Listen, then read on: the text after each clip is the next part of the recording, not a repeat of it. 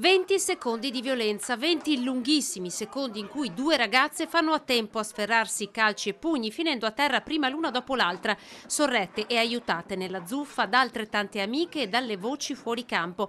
Chi incita, chi dice basta.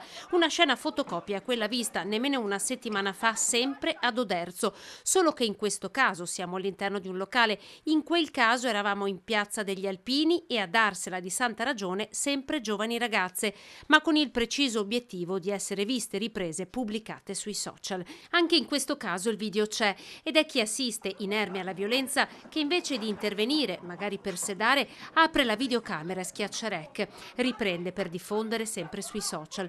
Una storytelling a cui siamo destinati ad abituarci? Secondo la vicepresidente dell'Ordine degli Psicologi e delle Psicologhe del Veneto, ci stiamo abituando ad esibire. Di sicuro ci stiamo abituando al fatto che qualunque cosa deve essere esibita.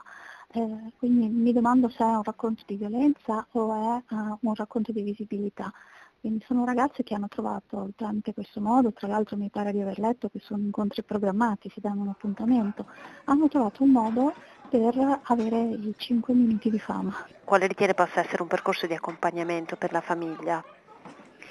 Avere degli spazi di dialogo, di riflessione, capire quali erano i vuoti e le mancanze, magari anche di rete sociale, di visibilità, che cosa li ha spinti a cercare questo spazio di richiamo sociale, più che puntare tutta l'attenzione sul fatto che siano state aggressive.